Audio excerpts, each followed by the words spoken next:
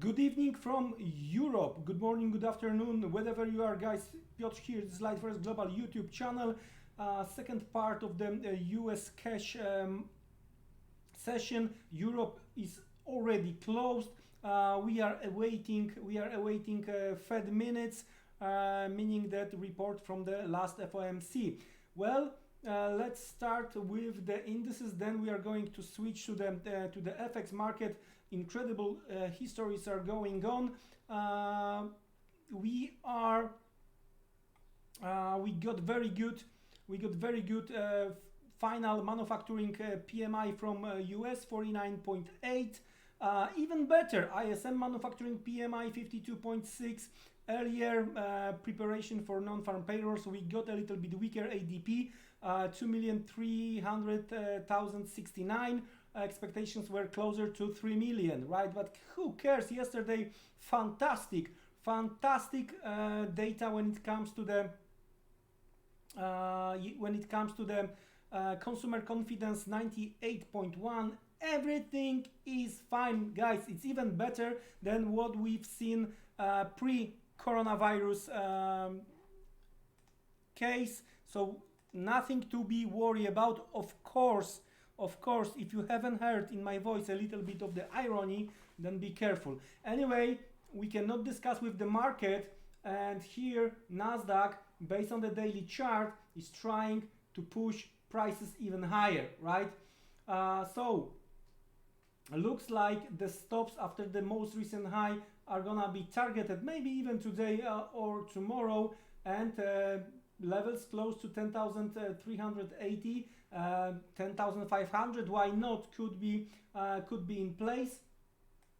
So probably we are going to move that way. Of course, when it comes to the data, all in all, it's a preparation to the election in US. So we are going to have all those data printed out every time.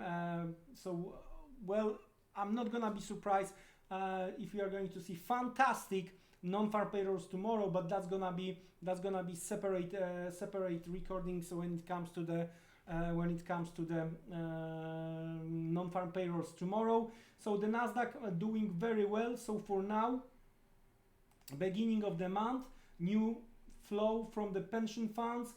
Well, the combination, this type of the combination, right? Last week weakness, Friday weakness, right? So today, and we were tested this one. So today that is working as a possible demand when it comes to the daily chart. So let's place the line over here. All right. Let's switch lower to 30-minute chart. Okay. So that's the thing here, the stop count over here. When it comes to the pre-market open low, it also retest of the possible demand when it comes to the yesterday fireworks to the upside, Riley base, Riley retest, continuation upside. So in case of the retest of 10,115, 10,120, that's where, in my opinion, buyers are in. But if we are going to see eventually strong pullback, I would be careful. I would wait for tomorrow. But anyway, that's how I see the things for now. This level, 10,120, and then of course psychological 10,000 level as a support when it comes to the Nasdaq. Looks like plenty of buyers around for now, at least for now. Aggressive sellers may look for this trend line eventually to be broken to the downside. As you can see, market was trying again, building right now lower shadow. Not gonna be surprised higher levels if the trend line holds. So again, no sellers around. Be careful if you wanna be one of them. When it comes to the buyers,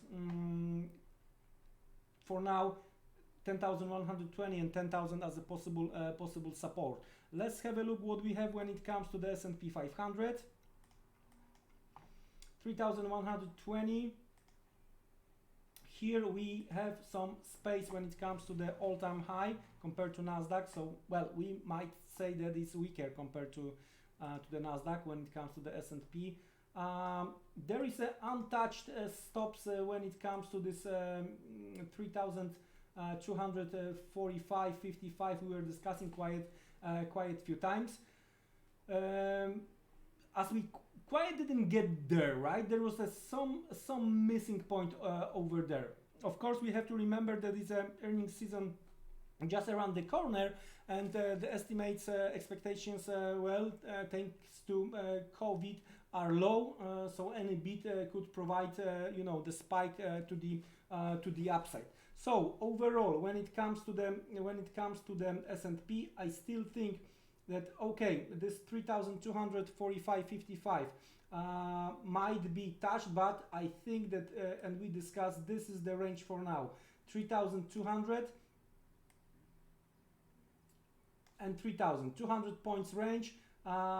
We are trying to bounce here and there. I would be very careful. I would wait for closer to 3,195, 3,200 with some kind of the rejection, right? Be careful, because if we are going to break that range, those stops are gonna be hunt for sure, and if we are going to double that range, it could push us much higher towards this supply around 3,385 to 200 points higher, right? If we are going to double the original range, okay? So for now, I would be careful. We are in the middle of the range when it comes to the S&P, right? So eventually you can try to, if you see some weakness on the Nasdaq, you can hunt on S&P, right? But when it comes to the buying, Nasdaq, at least for now, looks like even Facebook, with all those cases related to the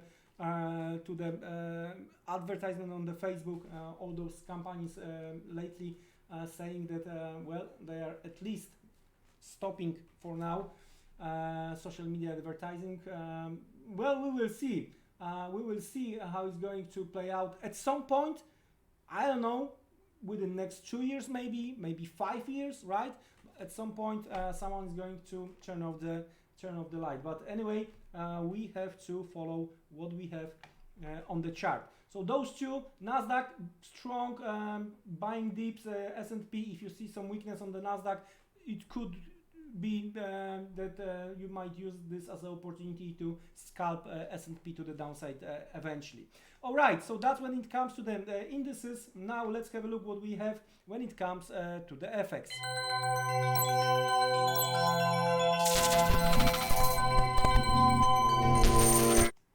And there you go. We have bumpy road on the euro dollar, up and down, fighting around a yearly open. So hit some stops yesterday, hit some even more stops today. Rally yesterday, bigger rally today. Overall, still under post FOMC move to the downside.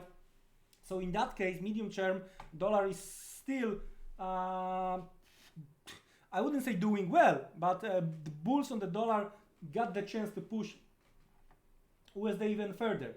For now, from the intraday perspective, that's plenty of things when it comes to the stop count. Here. Well, market, driving stops are driving the market. Stops are driving the market for now from the intraday perspective. So let's have a look what we have from a little bit higher time frame. And here, if you remember, somewhere around 14.25 to the upside post FOMC high, to the downside yearly open, levels close to 112.1190. So in that case we have 250 when it comes to the range, and I think the range will prevail for a while. So trying to navigate on that bumpy road could be the challenge. If you want to be conservative, wait for retest the lower levels eventually, or wait for the rally and try to fade the upside. It's a little bit different story. When it comes to the lower time frame. When it comes to the day trading, intraday trading looks like might be over under today, maybe tomorrow, with this base as a supply, right? So it looks like we are testing or we are very close to test the supply on the euro dollar If that's the case, we might see some kind of the rejection. If you remember my speculation when it comes to the euro dollar, when I've been doing the measurement, it was, you know, guys, it was quite easy if you know what you are looking for. So this move to the downside, we were discussing that probably some earlier legs to the downside, so that was stop count, right? Now upside, it could be related to this upside, or it could be related to this upside.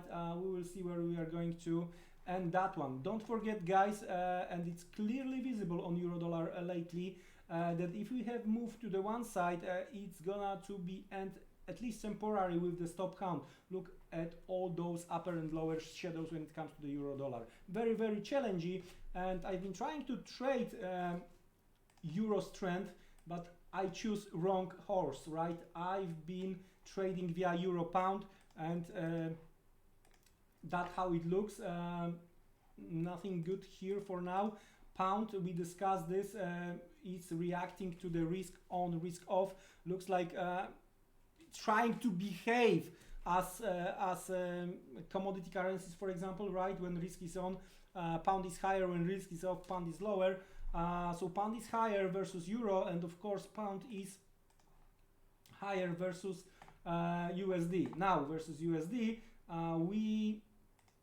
if you remember, we have these waves to the downside, to the correction, to the upsides, and it looks like today, I've mentioned about that earlier, we went a little bit above the last move. But if we are going to finish the day below 24.70, right? If we are going to finish with upper shadow, that could be the invitation for the sellers at least to retest levels close to the weekly open, in that case 23.40.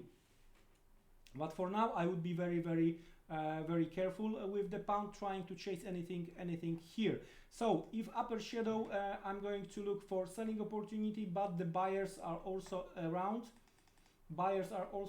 And I think, as you can see, we have probably the stops, so liquidity pool under today's low, right? But we have nice possible over under around the weekly open, so that's why I think the buyers might be here, and this stop could be taken out. But pound, well, I wouldn't say it's for today. So again, trying to summarize, euro dollar, wide range to the upside, post FOMC high 14.25 to the downside, yearly open and a little bit below 11.90. Try to trade that range. From the intraday perspective, when it comes to the euro dollar, watch for the upper dollar shadows as a stop count action, and you know, if you are advanced enough, lower your exposure and try to trade the opposite to the shadow, to the visible shadow. Pound for tomorrow, if we are going to build upper shadow and we are going to get the close below 24.75, 24.70, that might be the setup for short, at least with 23.40 as a target. 23.40 from the intraday and daily chart perspective, that's where the buyers may be waiting for the pullback, right? So that's how I see the things for now. We have again FOMC minutes, and I'm going to get back tomorrow, guys, with a pre-non-farm payrolls update. Again, a new quarter, different things are going on, different flows are crossing on the market, so that's how it looks at the beginning of the month. What can I say? Be careful, and fingers crossed, don't be trapped, and see you around, guys. It was my pleasure to make a quick update for you ahead of the end of the day, ahead of the FOMC minutes. Don't be trapped, and see you around. Take care and goodbye, guys.